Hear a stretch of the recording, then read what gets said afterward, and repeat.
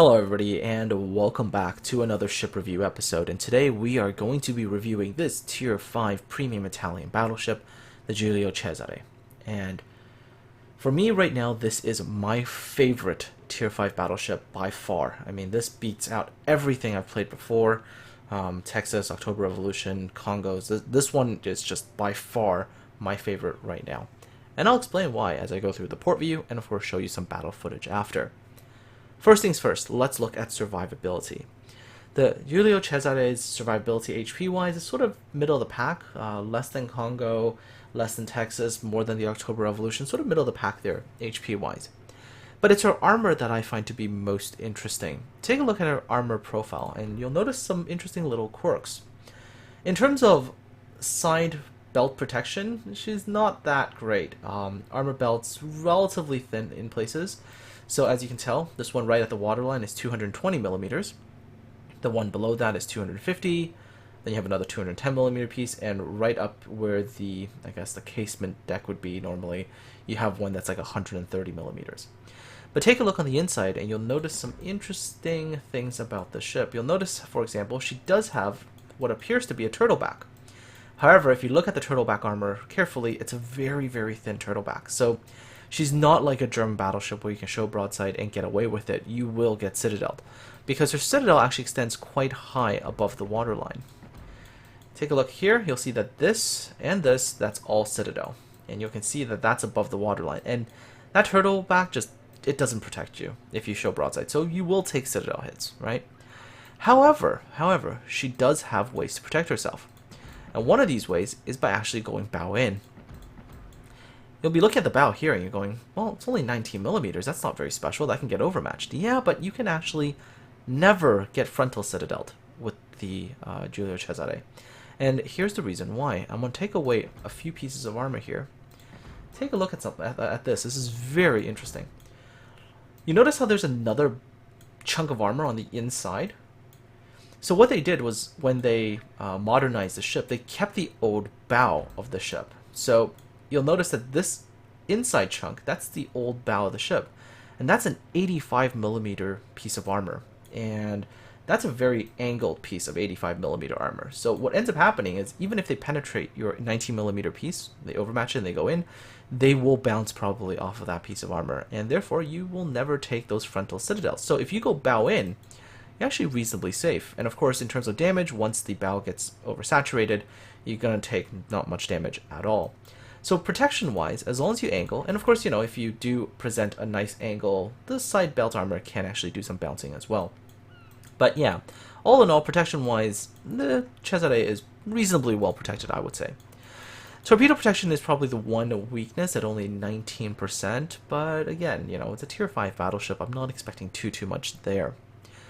Where the Giulio Cesare really shines is artillery. Her main guns are just really nice to play with. So take a look at the guns. First of all, reload time 30 seconds, which is standard. 180-degree turret traverse time is nice and fast at 36 seconds. Maximum dispersion of 226 meters at 16.4 kilometers is actually right on par with the Koenig's dispersion. And also, in terms of hidden stats, 1.9 sigma. So the Cesare's sigma is actually, well, better than the current Koenig. Slightly worse than the old Koenig, but you guys still remember what the old Koenig used to be like when, you know, she had that 2.0 dispersion. Very, very nice groupings of shells. The Cesare, yeah, you can have the occasional wild salvo, but most of her salvos I find to be actually quite nicely grouped. Not only that, but if you take a look at her guns, she's got 35% chance of setting fires with HE shells. That's only second to the Royal Navy battleships right now. So, you know, if you run into angle targets, just sling some HE and you will set some pretty lethal fires. She doesn't, of course, have, to my knowledge, the, you know, unique bonus to penetration of HE shells that the Royal Navy does. Her maximum AP shell damage of 9,700 is pretty reasonable for 320 millimeter guns. Firing range, again, is a little bit on the short side, but she is an incredibly stealthy battleship, as I'll explain a little bit later. Her AP and HE shell velocities are both very good, and in terms of her shell penetration, her AP shell penetration is absolutely solid, as you will get very nice penetration damage on even up to tier 7 battleships. Alright, In terms of her secondary armament, these are sort of negligible. They fire some HE, but 4 kilometer range, you're really, and of course AP for the 120s, but they're just negligible. They don't really play all that much as a role for the Giulio Cesare. A defense. So one of the weaknesses of all Italian battleships historically has actually been the A, and it is unfortunately a weakness for this battleship as well. However, and CV cannot strike you with complete immunity. They will lose aircraft. And, if you whittle down their aircraft, some CVs, they might not come back for you.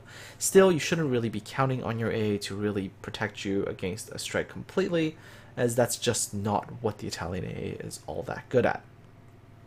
So, combined with that sort of unique armor thing that I was talking about earlier, the Giulio Cesare also has very, very nice maneuverability.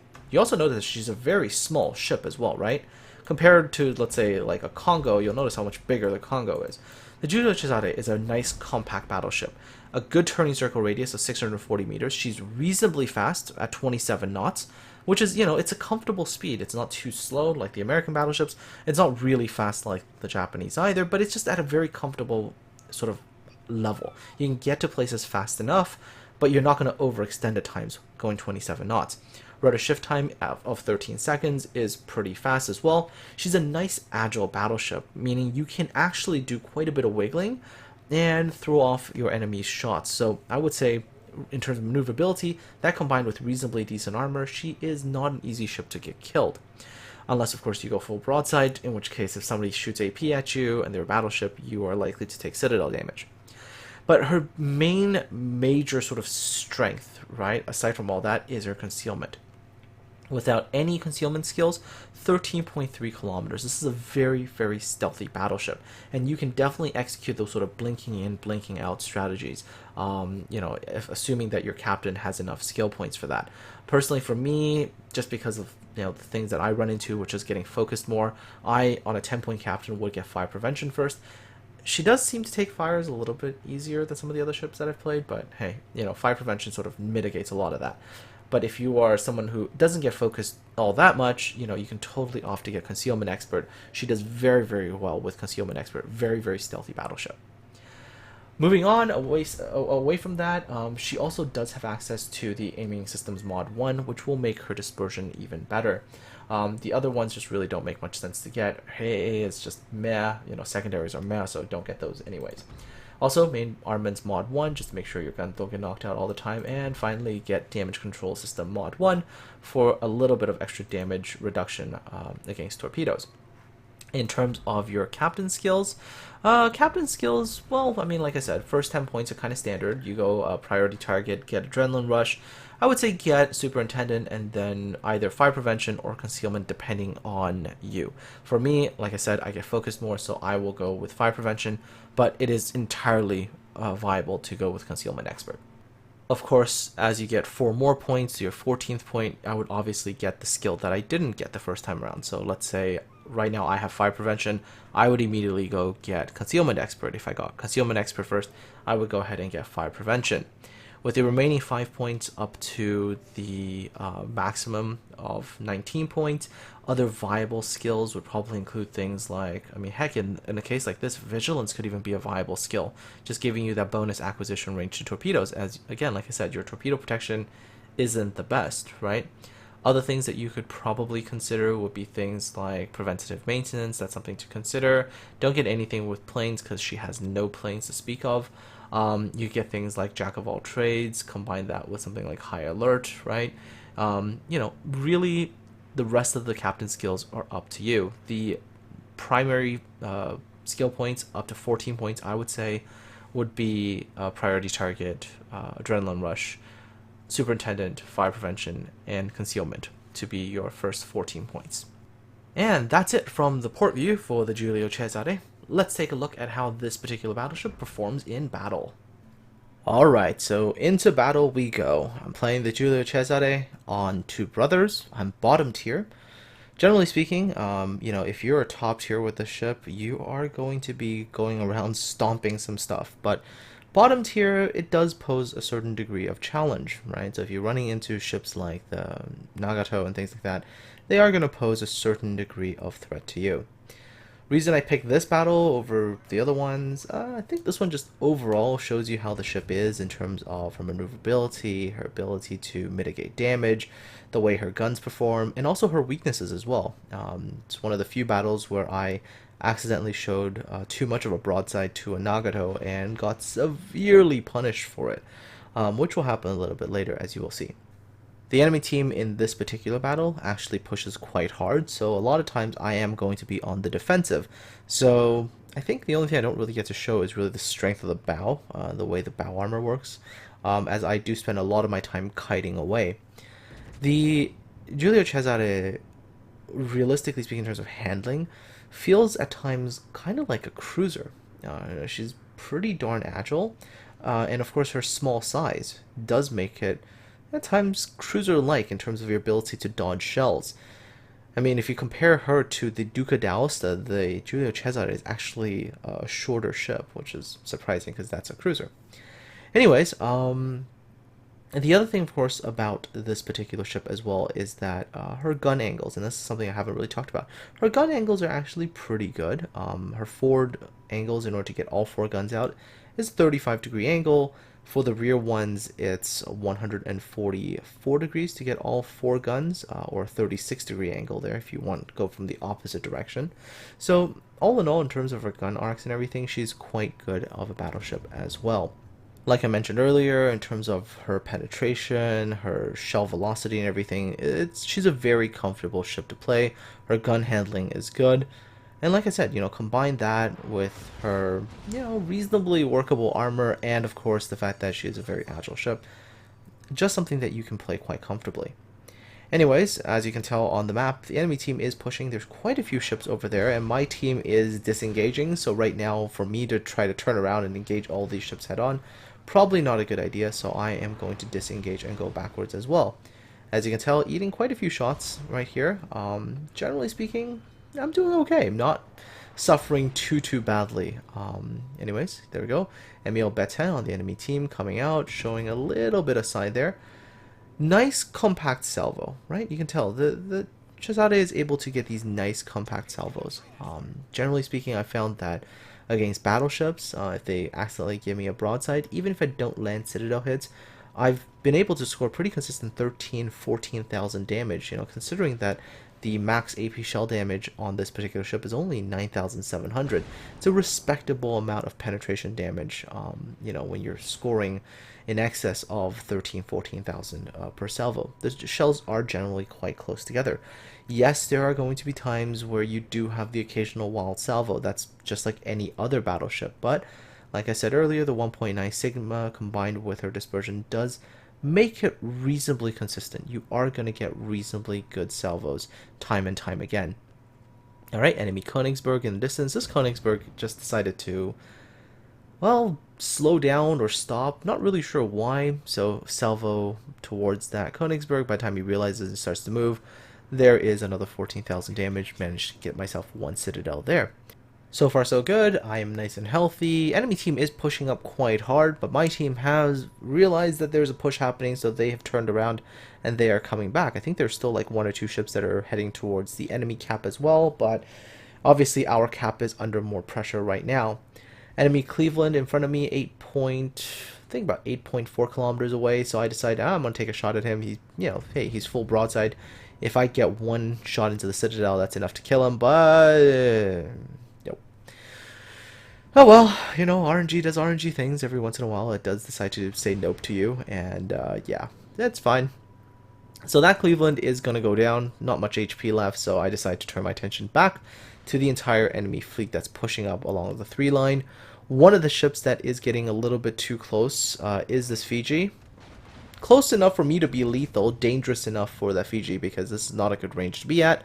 One nice, tightly grouped salvo there. Bam, there's my double citadel.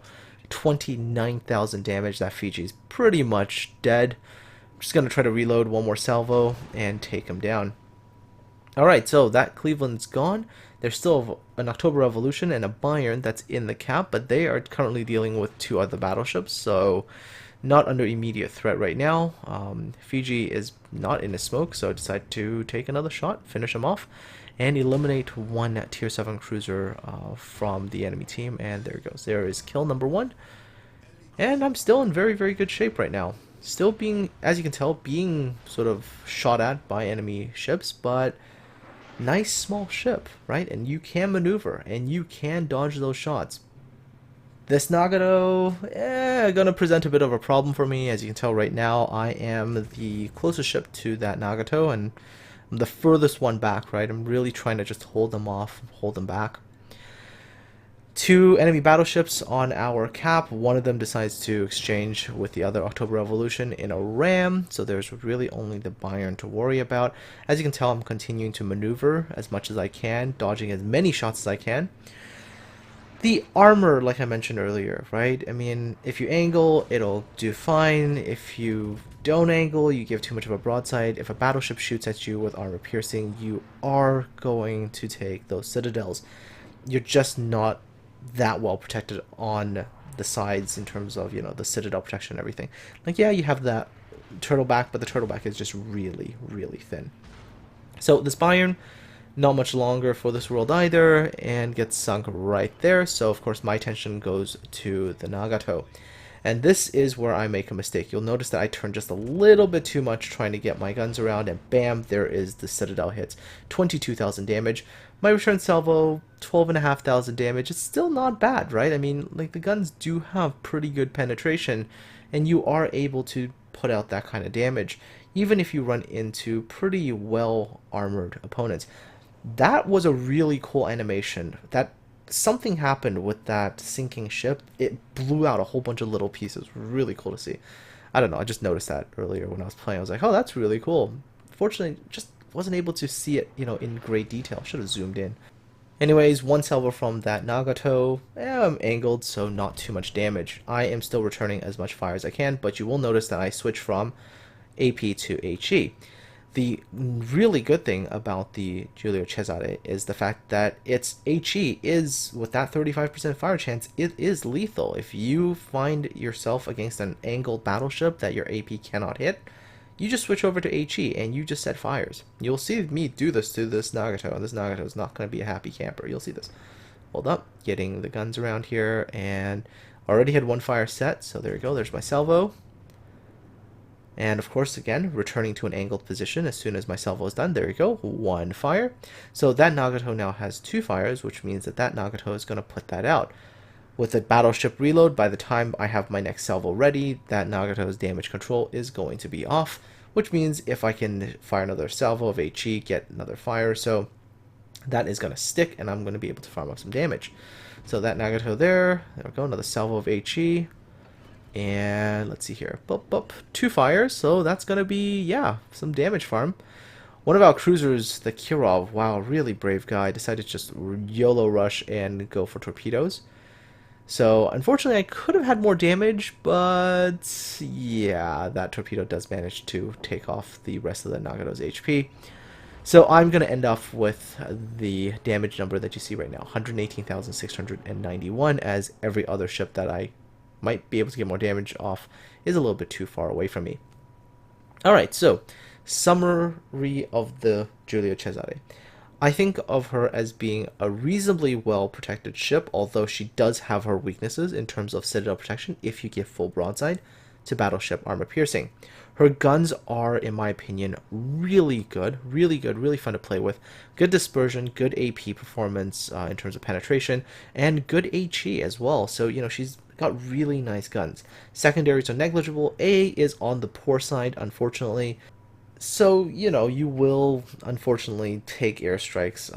You know, CVs are going to like you. So, generally speaking, if you can stick around with some other ships, namely cruisers, that can mitigate that particular weakness. Your maneuverability, your speed, all fantastic. Very agile ship, nice and fast. You can get places, and you can dodge quite a few shells as well.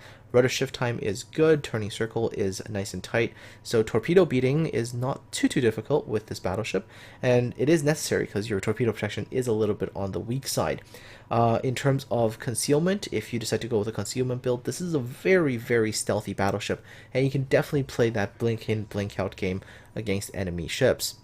And yeah, that's about all I have to say for her. If you're looking for a nice tier 5 battleship to get the Giulio Cesare. She's just a fantastic ship and a lot of fun to play. She's also really beautiful, so if you want to have a pretty ship in your port, go for it. And that's the final battle results as well. 118,000 damage. Base experience was 1699. I was way ahead of everybody else on my team, including all the tier 7s.